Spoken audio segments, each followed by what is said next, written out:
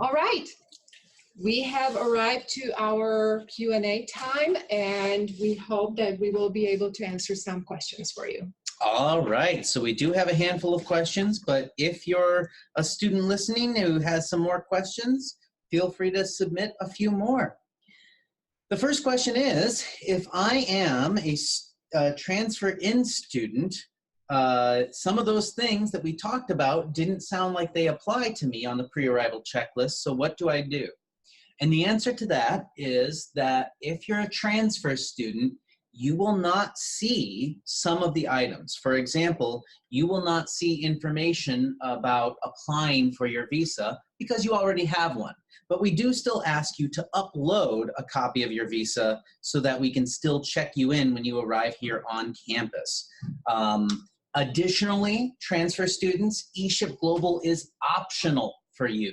If you're planning to just pick up your I-20 in person in Iowa City, that is completely fine. A related question, are high school transcripts required for transfer students? That's a very good question. The answer is no. Transfer students should submit their transcripts from their current institution to the Office of Admissions. You're not required to submit high school transcripts. This is something for travel arrangements. How many days before orientation should we be in Iowa? Well, that's a very good question, and one that is kind of individual depending on how soon you feel you could be here, because it depends on several factors. But I would again repeat that the latest date would be January 12th. Okay, before the orientation starts on January 13th. And any time before that, for example, if you are an undergraduate student and you would apply for housing on campus in one of the residence halls, then their housing opens on January 11th and the 12th. So for you, that would be kind of an easy answer, that we would recommend that you come at least 2 days before the orientation.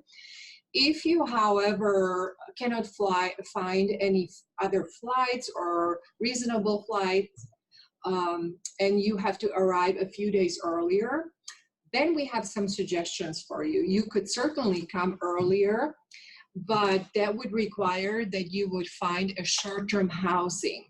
And the short-term housing, we do have some good resources on our website where we were pointing you earlier, and where we have some recommendations for local hotels where you can stay for a few nights. So again, it depends on your budget. If you could afford different distance from the campus or even Iowa City, you can find different hotels, but make sure that you make those arrangements and book the rooms before.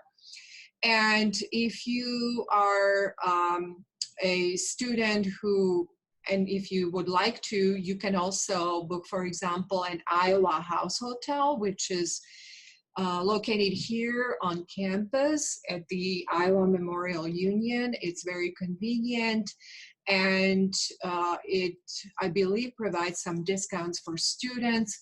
So the cost would not be as high, but again, it would be recommended to make those arrangements ahead of time. So hopefully this will give you an idea about, you know, if you arrive earlier, that you have some options to stay in the city before you find your own housing, for example. Excellent. So the next question is about placement tests. Specifically, what kind of placement tests can I expect for grad students? And the answer is none.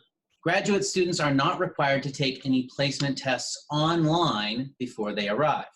However, during orientation, you may have to take up to 2 different English tests. One test is depending on your TOEFL score that you submit, and if you need to take that, it's called the EPE, and you'll get a letter that tells you about it. The other test is if you're going to be a teaching assistant, and if you need to take that test, your department will tell you at the time they offer you a teaching assistantship. So you don't need to do anything beforehand, but you may need to do something once you arrive here for orientation. You'll know that based on the letters that you get. And I would like to add to that that in much detail, we will be discussing the placement and English tests actually at one of our webinars. And I believe it's the one on November 15th, where we will be covering more orientation and placement tests in greater detail. So I invite you to attend that webinar, and at that time you will hear much more about all of those. Fantastic. Speaking of other webinars, we have a question about, is on-campus housing available for graduate students? And as we mentioned earlier, there was a webinar on housing. It may not be on our website right now, but it will be on there very soon. And that webinar talked about both on-campus and off-campus housing options. Now, graduate students cannot live on the university or in the university dormitories, but there are university-associated campuses that you can, university-associated apartments that are adjacent to campus. And so the university apartments for graduate students are a great option. We have another travel question. If I find I misplaced my I-20 when I get to the airport, what should I do?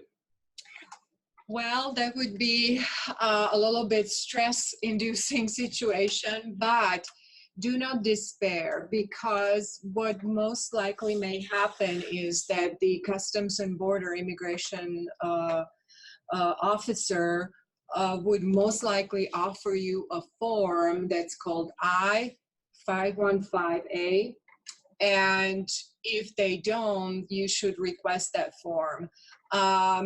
That's one thing that may happen, and this form actually will permit to admit you to United States temporarily for up to 30 days. So when you receive this form, and when you make your way to Iowa City and the university, we would strongly recommend that in this kind of situation, you need to visit our office as soon as possible, because we will have to issue a new I-20 for you and then help you send this to the Department of Homeland Security so that they can give you extend your admission to United States for duration of status rather than for only 30 days. So that's one item that would be important to remember.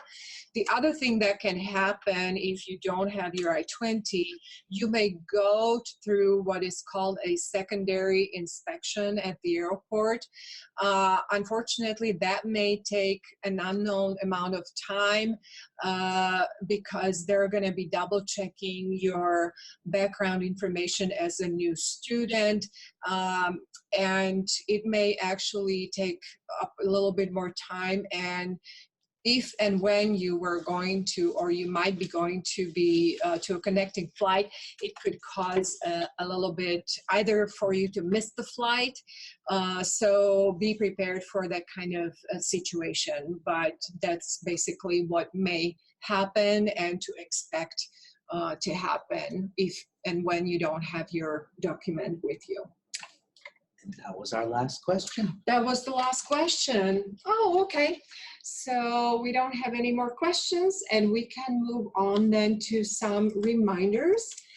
The contact information and follow-up is something that we would like to remind you of, is that if you have any other questions about pre-arrival checklist or any other issues that are related to your arrival, please never hesitate to contact our orientation team at the email isss-orientation@uiowa.edu.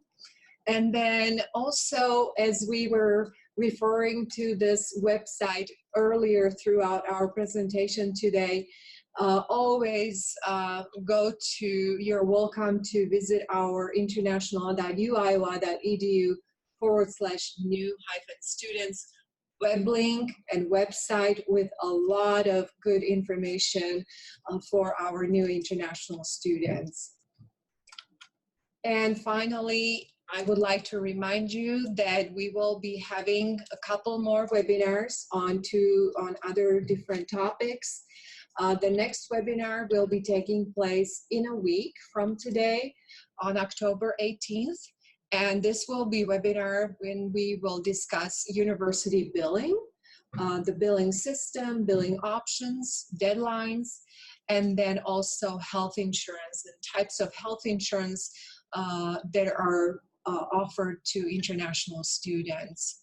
So make sure to register for this webinar as well as the next one on November 15th. And I would like to also remind you that we also have some pre-recorded webinars currently on our webinar homepage. And these webinars also cover different topics that we're not able to do during our live presentations this semester, but that will give you a better idea of, for example, on academic expectations, on how to get involved on campus and get culturally adjusted, and then also a very good topic on international student employment. So thank you again very much for attending and joining us today, and we hope to have you join us at the next webinar. Have a good day. Thanks. Bye-bye.